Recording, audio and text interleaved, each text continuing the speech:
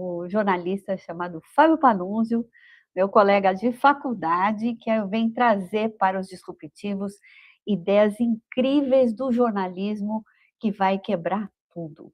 Vamos lá?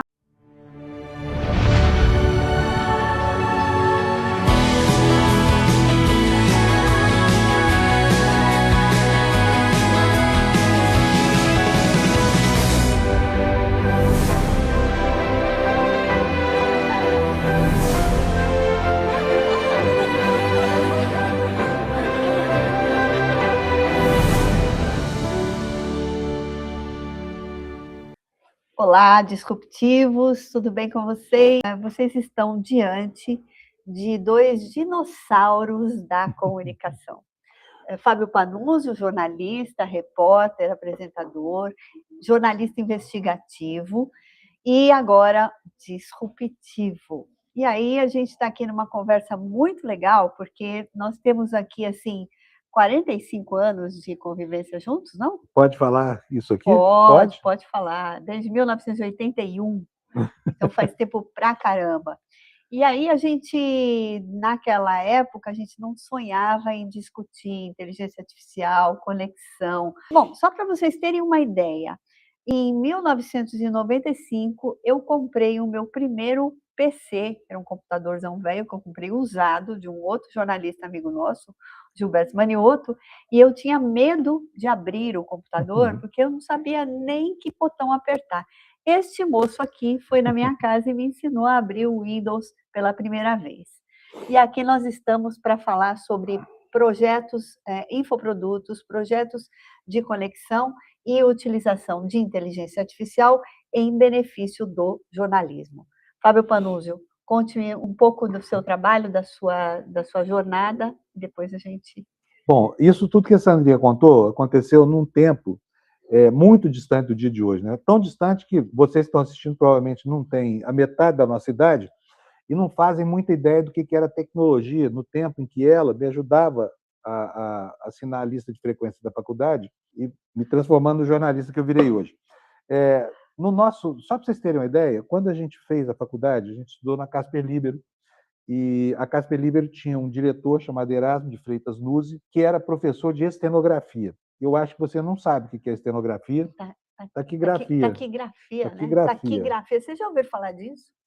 É uma coisa que entrou em desuso muito antes do nosso tempo, mas ele era professor disso. Taquigrafia nada mais é do que a escrita fonética, né? Você faz uns rabiscos lá e vai conseguindo com isso construir diálogos literais depois para transcrever para as matérias jornalísticas. Você vai fazer a entrevista com taquigrafia, você vai reduzindo a velocidade das suas anotações, que para a gente nunca serviu para nada. Serviu para tomar pau na faculdade, porque eu quase fui jubilado por causa disso. Eu era mais malandra que você, e eu fiz os 6 meses direitinho, só para tirar a nota, para eu nunca mais olhar na cara daquilo. Eu olhava para aquilo e falava assim, daqui a pouco vem a tecnologia e isso vai ser lixo. E não era uma previsão difícil. Não, e nem era daqui a pouco, já era naquele momento, porque tinham acabado de inventar, a Sony, em 1982, 83, inventou o Walkman, aquela fitinha microcassete, e aquilo era muito mais eficiente do que você ficar anotando no bloquinho. Então já existia tecnologia, só que a mentalidade não existia ainda.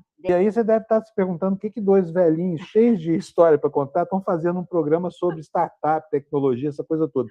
Porque nós sobrevivemos, sabe? Nós somos dinossauros, mas nós não fomos abatidos pelo meteoro. Nós chegamos aqui a esse momento da história e nós temos que continuar sobrevivendo. Isso só se faz hoje com uma reciclagem diária do que a gente sabe, né, e do que a gente pode produzir num mundo que é completamente diferente daquele para o qual a gente foi preparado para viver, né, Sandrinha? A gente não é nativo desse ambiente. O ambiente que a gente nasceu não existe mais. Assim. Nós somos praticamente esses extraterrestres aqui, habitando um planeta muito hostil, né? E muita gente se deixou extinguir nesse processo aí, porque não foi capaz de acompanhar, não tinha facilidade para se atualizar. E hoje nós chegamos aí no interesse. Vou contar para vocês aqui um pouquinho. Nesse momento da história, quando a gente estava conversando, ela trabalhava na Editora Abril, colorindo as historinhas do Walt Disney. Era o emprego que ela tinha na faculdade. Era tudo à mão. Eu trabalhava numa emissora de rádio, depois fui para a televisão. Quando eu cheguei na televisão, Sandrinha, a primeira vez que eu saí para a rua para fazer uma reportagem foi com uma CP, que é uma câmera com película, com filme. sabe? Nossa, sim. Foram pouquíssimas vezes que aconteceu, porque essa tecnologia já era paleozoica naquele tempo, e logo surgiu o Matic, que era uma coisa que ocupava o cinegrafista, porque a câmera só processava a imagem. O cara fazia um musculação trambolho, toda hora, né? Exatamente. Ao lado do cinegrafista tinha um outro trambolho, que era o gravador, que ficava separado da câmera. Que a e gente era, enfiava uma fita desse tamanho. parecia um tijolo. É. Né? E esse cara que carregava isso, ele fazia também a operação do áudio, ele ficava com fone no ouvido e tudo mais. E tinha uma terceira pessoa que era o iluminador, porque a cuidade dos filtros e dos sensores da época era muito baixa. Então você precisava ter alguém para. Enfim, a equipe de televisão era composta por 5 pessoas. Né?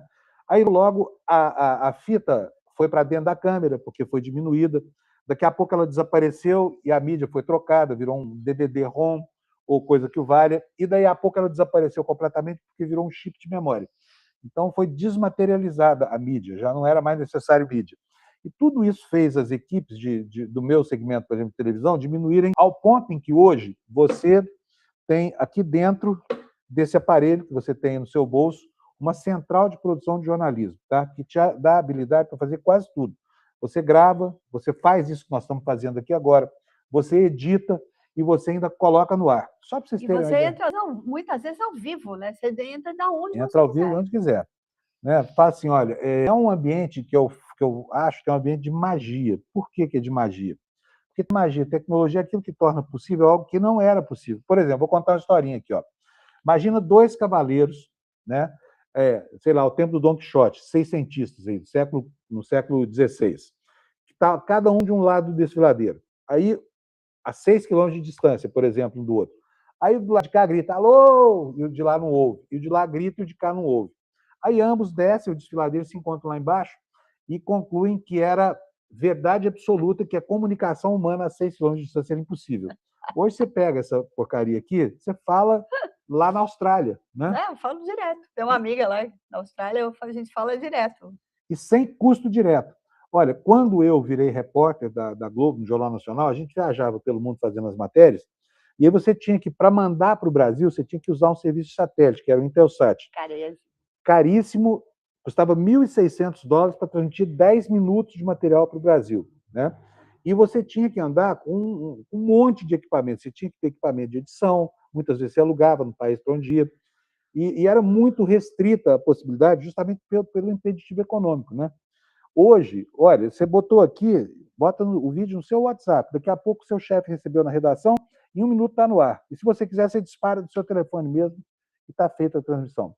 Então, assim, lugar de fala para falar de tecnologia nós não temos, porque, como eu disse, nós somos dinossauros, deveríamos estar extintos, nós tivemos que sobreviver e, felizmente, não nos foi dado o direito de caminhar para a extinção, né, Sandrinha? Exatamente. E agora, a gente, nessa experiência de sobreviver nesse ambiente hostil, a gente acaba se adaptando, né? Estudando muito, tentando entender os processos. Obviamente que para nós, que somos velhinhos, é muito mais difícil do que para quem já nasce embalado por essa tecnologia, né? Velhinho é só ele, eu não sou. A Sandrinha não é. O tempo só passou para mim. E aí, mas você não repara isso na nossa geração? Muita gente foi ficando pelo caminho porque as pessoas simplesmente não entenderam. Sabe assim? E quando você fala hoje, fala assim, meu amigo, você tem que entender HTML. A cabeça do cara dá um nó. O que é HTML? Não, HTML é uma linguagem que está por trás de toda a página da web. Mas o que é web? Entendeu? Assim, e dá-lhe tradução, né? Exatamente. Quando fala, por exemplo, você agora precisa aprender a programar em Python, porque sem Python você não consegue fazer raspagem na internet, você não consegue dar. E quem é que sabe programar em Python? Né? Nós já não temos mais aquela habilidade, aquela agilidade cognitiva de aprender com facilidade as coisas, porque o cérebro vai murchando com o passar do tempo, vai limitando a gente. Isso é só o dele, o meu. O dela não, mas o meu foi assim. O processo dobrou em mim para compensar o que ela deixou de fazer. E aí é o seguinte, aí a gente acaba tendo algumas ideias, né? E quando a gente vê que a gente tem possibilidade de inovar num mundo que é muito novo para a gente, é fantástica essa. É instigante, não é? Muito. Bom, muito instigante. Você tem toda uma jornada de jornalismo investigativo. Eu, de vez em quando, dava umas resvaladas, às vezes a gente era, entre aspas, concorrente em algumas apurações, e o Fábio foi sempre muito brilhante no jornalismo investigativo, e uma das premissas do nosso tempo, da nossa formação, é a apuração de informações. Hoje nós temos um papel como dinossauros e como empreendedores digitais, nós temos um papel super importante, que é uma espécie de ativismo contra as fake news. Então, nós temos um volume enorme de informações sendo jogadas o tempo todo para todas as pessoas, e nós temos poucos recursos para filtrar tudo isso e vasculhar para ver separar o bendito do joio do trigo. E aí o Fábio criou o projeto Sherlock. Conta para nós o que é isso. Bom, eu continuei na minha vida inteira dentro das redações como jornalista, como repórter, como apresentador de telejornal, mas nunca abandonei a reportagem, porque eu acho que a reportagem é a essência do jornalismo. Apurar informação eu acho o trabalho mais importante do jornalismo, tem várias funções. E uma das dificuldades que a gente tem porque nós temos um arcabouço legal que foi melhorando com o passar do tempo. Então, assim, esse arcabouço legal, a partir da Constituinte de 88, nos colocou várias possibilidades de ter acesso à informação pública. Antigamente, quando a gente estava estudando jornalismo ainda, para você saber a população do Brasil, era preciso mandar um telex para o IBGE. E quem tinha um telex, né? Quem tinha um telex. Ou então uma carta. Fazer uma pergunta, qual é a população do Brasil? Manda uma carta para o IBGE. Levava uma semana para chegar, mais um mês para o cara responder e outra semana para voltar. Então, assim, hoje, você bota na internet lá, IBGE, população do Brasil, no Google, você tem o dado na hora. Ficou muito bom de obter essas informações. Só que nem tudo que é público, que é dado público por força de lei, está disponível de fato para as pessoas. Por quê? Porque é difícil de acessar, muito difícil de tabular. Nós temos que as pessoas são analfabetas funcionais, na sua grande parte, né? Imagina o que é tabular uma pesquisa. Não, fazer são cálculo analfabetos estatístico. funcionais e ainda encontram com analfabetos digitais. Exatamente. E aí o negócio fica muito mais grave. E aí é uma operação de potenciação, né? Porque quando você junta analfabetismo digital com analfabetismo funcional, é o fim do mundo. Mas, enfim, os jornalistas convivem o tempo inteiro com essa dificuldade. A gente tem que ter acesso a fontes públicas que a gente não sabe quais são, onde estão, sabe que elas são públicas. Então, fala. Não, aí a velocidade, ó, tem a matéria, eu vou fazer agora. Então, vou sair para entrevistar vou participar de uma audiência pública na Câmara Municipal, e eu não sei quem são as pessoas, eu não tenho ideia quais são os atores dessa cena, e aí eu chego lá e fico vendida, né? Exatamente. E tem coisas muito complicadas. Por exemplo, se você quiser saber, está fazendo uma matéria sobre algo que o governo comprou e você suspeita que tenha sido um processo viciado de licitação. Você tem lá as informações que te permitem checar esse negócio, mas vai até essas informações. Como é que você chega até elas, sabe? É um emaranhado tão grande de labirintos que muitas vezes você não chega, ou então toma tempo demais. Ninguém tem tempo mais para ficar uma semana checando uma informação. E outra coisa, o jornalismo mudou tanto com esse processo de informatização que o espaço da apuração ficou muito reduzido, né? A grande reportagem, por exemplo, não existe mais. Eu não teria tido a carreira que eu tive se ela estivesse começando hoje. Por quê? Simplesmente ninguém investe mais em grandes reportagens. Então, peguei as minhas dificuldades e eu tenho alguma facilidade para lidar com esses ambientes de inovação. Então, fui estudar Python, eu fui aprender, enfim, a mexer com Excel, né? Eu fui aprender o que é gerenciamento de bancos de dados e peguei esse meu conhecimento todo e transformei isso em ferramentas para o meu uso. Então, assim, eu podia, se tivesse que checar, o governo comprou tal coisa de tal fulano, essa coisa toda. Quem foi que vendeu? Sabe, você tem que checar a composição do quadro social da empresa, a natureza do contrato com o governo, ver lá no Diário Oficial quando é que foi publicado o extrato do contrato. Você tem que escrutinar o objeto desse contrato, que muitas vezes é muito complicado, num jargão muito técnico, e você não consegue. Mas hoje você tem meios de automatizar isso tudo. Então, mas você precisa continuar buscando a fonte primária. E essa fonte primária continua meio escondidona, assim. Então, o que eu fiz? Eu peguei esse material que tinha feito para mim, para meu uso, e coloquei à disposição de todo mundo na internet de uma maneira que seja fácil. Basta entrar lá, e como é um instrumento de controle social muito importante, é gratuito. Todo mundo pode fazer até 15 consultas por mês, que é mais do que suficiente para qualquer repórter do Brasil fazer as suas investigações. Então, O site? Chama projetosherlock.com. Depois a gente vai colocar aqui no card, tá? Projetosherlock.com. Por enquanto, são 12 aplicativos que estão lá à disposição, que você checa tudo. Composição do quadro social de qualquer empresa do Brasil. Por exemplo, se eu quiser saber quais são as empresas que a Sandrinha é sócia, eu boto o nome dela lá e ele monta um gráfico de empresas das quais ela participa. Tem um outro módulo que é para busca de aeronaves, sabe? Quem tem avião, você pode buscar prefixo, pelo nome do dono, pela empresa. A Sandrinha para descobrir um monte de avião em nome dela. Você tem um dos módulos para leitura do Diário Oficial. Então, se você quer saber se tal empresa, sei lá, Petrobras, o que aconteceu com a Petrobras no Diário Oficial, contratos que ela assinou, contratações que ela fez, você bota lá Petrobras e te devolve todos os atos, você vai lendo um por um. E os textos que são muito complicados, que são enormes, às vezes gigantescos, que são indecifráveis, a inteligência artificial ajuda você produzindo um resumo claro sobre o que é aquilo. Bom, aí nós temos mais... Bom, tem módulo para tudo lá. Devedores da União, patrimônio de políticos, perfil eleitoral dos candidatos, sabe? O mundo do jornalismo investigativo, com essas ferramentas, resolve 95% das demandas, sabe? E eu fiz de maneira a tornar isso público e gratuito, porque me interessa que a sociedade possa exercer controle sobre os governos, qualquer governo. Porque isso é cidadania, né? Quando você tem acesso à informação, você exerce cidadania, porque ali comprovados e fidedignos, você pode recorrer a canais de cidadania para questioná-los, não? E outra coisa, melhora muito o nível de informação para quem é o destinatário disso, que é o público, né? Por quê? Você tendo uma apuração mais fácil, você erra menos. O jornalismo não, é algo muito grave você errar no jornalismo. Você, às vezes destrói uma reputação porque deixou de checar um dado, porque de ouvir outro lado. Então, a facilidade para acessar esses dados cria para a sociedade um benefício social muito grande, né? Porque melhora muito a qualidade da apuração e todo mundo ganha com isso. Quais outros profissionais? Para a gente que é jornalista, é muito simples entender o valor disso, mas quais outros profissionais se valeriam da plataforma? Olha, essa plataforma está rodando em caráter beta, em caráter experimental, já faz alguns meses. Eu estou quieto, calado com ela, porque eu estava inseguro ainda, como eu venho desenvolvendo isso sozinho, eu precisava testar exaustivamente, porque eu não vou servir algo que seja imprestável para as pessoas.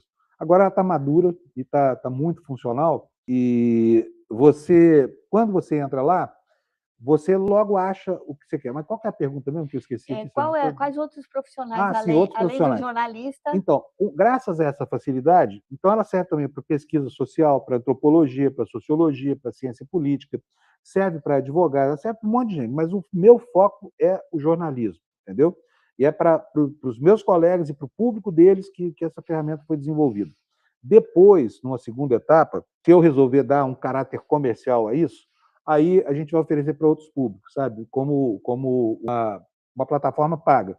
Mas para o jornalismo ela é completamente gratuita. E a gente está aqui entrando num calendário político do ano, a gente está entrando aí, acho que é agosto que começa, não é isso? Em julho começa, 15 de julho começam as convenções, elas vão até 6 de agosto.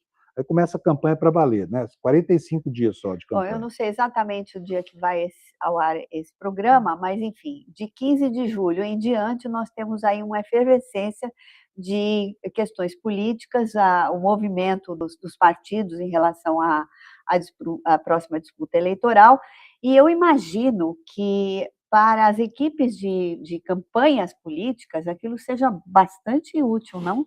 É bastante útil. Eu continuo dizendo, é muito útil para qualquer tipo de pesquisa social, né? Inclusive para o marketing político, mas o foco mesmo é para o jornalismo. Eu não estou dizendo que os outros profissionais não vão fazer bom uso disso, né? Uhum. Vão fazer bom uso disso. Eu espero que façam melhor. Inclusive que essa ferramenta ajude a eleger gente que vale a pena ser eleita, né, Sandrinha? Mesmo porque o jornalista que está cobrindo política, ele vai precisar disso urgentemente, porque a gente vai ter cada vez mais um acirramento, pelo menos onde eu verifico, de informação, de uma espécie de ping-pong de informações. E meias-verdades seduzem mais do que verdades inteiras. Mentiras sinceras nos interessam, como diria o poeta, e não é o caso, porque na mentira a gente não prospera.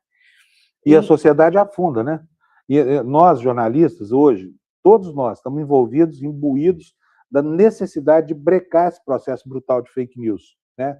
Que massacra o processo político, que, enfim, destrói a verdade factual, e a gente não pode se desapegar da verdade factual, porque ela é o imperativo da nossa vida, né? Tem uma hora, né, que fala assim, por mais que o mundo seja sujeito aí enfim, um conceito de realidade muito próprio de cada pessoa, assim, ó, você pode até achar que a Terra é plana, mas uma hora você vai passar em cima da linha do Equador. Então aí a realidade se impõe. Essa é boa. Tem gente que argumenta, né, com elementos que eles acham tangíveis, né? E para a gente exercer esse ofício, que é o de tentar, ao máximo, livrar a sociedade do erro induzido, né, pelas fake news, essa é uma ferramenta muito importante, porque ela não permite a ninguém, nem que a pessoa esteja agindo assim de maneira absolutamente ignorante e negacionista.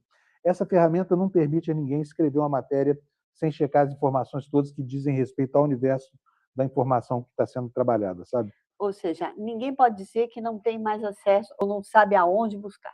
Não pode dizer, não pode dizer, tá? Tudo. Compras públicas, salário de juiz, de penduricalho, está tudo lá. Tá? São 12 módulos diferentes que cobrem um arcabouço gigante de informações que são informações públicas, mas, na prática, antes inacessíveis. O banco de dados é Diário Oficial da União? Todas são fontes públicas, né? Ok. Todas as informações são obtidas por processos lícitos, que é outra coisa importante de dizer, porque tem várias maneiras de obter informação, por vazamentos, por raspagem ilegal. Mas no Brasil nós temos, primeiro, tem uma lei, que é a LGPD, precisa ser respeitada, e tem Lei Geral de Proteção de Dados. E tem também a questão ética, né? Porque o jornalista que se dispõe a servir algo que não é ético, ele já está falhando desde o começo. Então, assim, existe uma preocupação ética muito grande, e esse é um instrumento para que a sociedade possa efetivamente exercer controle público sobre o que é público, né? Ela não é nem muito ambiciosa, assim. Ela não promete ao jornalista, você vai ter um instrumento para dar furos aqui. Vai também, mas o objetivo é criar um ambiente de informação que seja democrático e acessível, em benefício da sociedade e para facilitar o trabalho do jornalista. Entendi. Bom, então é isso aí. A maneira disruptiva de olhar para as mesmas coisas, a maneira ética de olhar para situações novas, a maneira precisa de lidar com as informações. Tudo é isso aí, a gente já vinha exercendo lá na época que a gente era dinossaurinho pequeno. Estava dormindo, né? A gente estava dormindo, dinossauro, a gente estava no dinossauro. E o que mais me instiga, Fábio, agora para a gente encerrar a nossa conversa, eu quero que você me fale sobre essa ousadia de trazer esses 50 anos de profissão nessa atualização. Como é que você se sente hoje vendo no presente e um futuro longevo para tanto trabalho, não? Não sei se vai ser longevo por causa da idade, que já vai avançando, mas eu espero que esteja certo.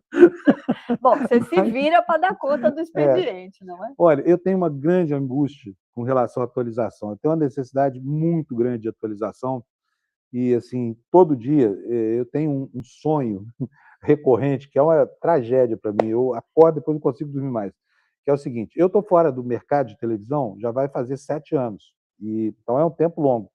Mas ainda hoje, quando eu durmo, de vez em quando eu sonho que eu voltei a trabalhar numa emissora de televisão e que alguém me dá uma pauta e eu começo a não dar conta de cumprir. E vejo o tempo passar com muita rapidez e vai me dando uma angústia, entendeu? Eu acordo suado na cama, assim, de medo de não ter competência para exercer mais aquela função, que foi uma coisa tão corriqueira na minha vida, né? E essa é a sensação que eu sinto em relação à tecnologia. Quando eu vejo alguma coisa nova que eu não domino, eu preciso ir atrás daquilo, sabe? Porque se eu não for, isso vai me gerar angústia e infelicidade. Então, vou atrás e luto contra a minha limitação, que cada dia que passa é maior, porque se a gente não dominar... Só ele ou não? Ela não. Mas, enfim, se não dominar o processo, eu vou ficar muito infeliz. Então, eu sinto uma necessidade premente de fazer. Então, graças a isso, eu estou bastante atualizado. Fui fazer pós-graduações aí, fiz MBAs para de marketing digital, fui estudar linguagem de programação, né? E fala assim, não, mas esse é um velhinho muito fora do tempo dele. E muitas vezes isso cria um ambiente complicado, inclusive no local de trabalho da gente, porque existe um choque geracional, no qual você tem um papel presumido para assumir. Você é aquele cara que é, de fato, o dinossauro. Para que as pessoas vão perguntar assim, fulano, uma pergunta contemporânea qualquer, entendeu? Qual é a meta de inscrição do post, não sei o quê? Se você não souber o que é a meta de inscrição, você está morto, sabe? Eu tenho 5 filhos ainda para acabar de criar, então não posso me permitir ficar desatualizado. Agora, eu vejo vejo a partir de mim mesmo, tá? Que essa é uma dificuldade crescente. Então, vai haver uma hora em que a minha angústia vai me vencer e eu vou ser superado. Mas enquanto eu tiver os neurônios ainda funcionando razoavelmente e uma cabeça curiosa, eu estou salvo dessa sensação, desse sonho, sabe, que me perturba tanto. E recomendo a todo mundo que não se conforme de não saber as coisas, sabe? Que corra atrás, porque quem não sabe não tem espaço no tempo que a gente está vivendo. Esse conhecimento de natureza mais técnica é um conhecimento cada vez mais volátil, porque você adquire o conhecimento hoje e ele se desfaz amanhã. Sabe, o software de hoje não é o de amanhã. Quem aprendeu a editar no Adobe Premiere já não entende o CapCut, tem que entender. Depois tem que entender de geração de vídeo por LLM, né, são os padrões de linguagem artificial. E você tem que saber de engenharia de prompt. E o mundo está rodando muito mais rápido que a capacidade que a gente tem de absorver demandas de formação, mas a obrigação da gente é correr no sentido contrário, ir atrás e não se deixar superar. Isso é fazer uma geração 60 mais completamente disruptiva, porque os nossos pais e avós nos vissem hoje, se houvesse essa oportunidade de comparar, eles bugavam, não? Bugavam. Por quê? Porque esse momento da vida, não o que você está, o que eu estou, é o momento de quietude, sabe? A gente não deveria estar correndo atrás da bola ainda. Nós somos que nem o Neymar, a gente está apto mais para jogar essa partida. Mas a gente tem que seguir o jogo, porque fazer o quê? Né? Enfim. E dá canelada. Dá canelada. E estamos dando canelada por aí. Muito bom. Fábio, muito obrigada pela sua presença. Bem-vindo aos Disruptivos. Vocês também muito bem-vindos. Obrigada pela audiência. E aguarde, porque vai ter muito mais assuntos interessantes, mais novos, mais velhos, dinossauros mais novinhos, dinossauros mais velhinhos, e muita gente jovem com muitas coisas interessantes para contar e trocar com a gente, os dinossauros. Ô, Sandrinha, deixa eu só falar uma coisinha mais aqui no encerramento. É o seguinte, porque quando o meteoro caiu, os grandões morreram primeiro. Foram, né, os dinossauros grandões foram primeiro. Os que diminuíram de tamanho e criaram pena viraram as galinhas que a gente come. Então, hoje é um tempo de transformar dinossauro em galinha. Não adianta pensar que o seu tamanho é maior do que seu conceito, os prêmios que você ganhou, a sua consagração vão te dar sustento. Não vão. É melhor virar galinha do que insistir em ser, sabe, um pterodáctilo. Assim. Exatamente. Um tiranossauro rex não vai fazer sucesso mais. Morreu o Tiranossauro Rex. Esse é um conceito que a gente vai colocar aqui no nosso ecossistema, porque a gente sempre defende que a gente tem um ambiente de golfinhos, né? Onde há golfinhos não há tubarões. E, então, nesse ambiente saudável de construção, de colaboração, a gente vai colocar também a tribo das galinhas, que Pode conseguem botar. vencer. Eu entro com a ração. Legal, gente. Obrigada, Fábio. Obrigado, Sandrinha. Obrigada, gente. Valeu, até a próxima.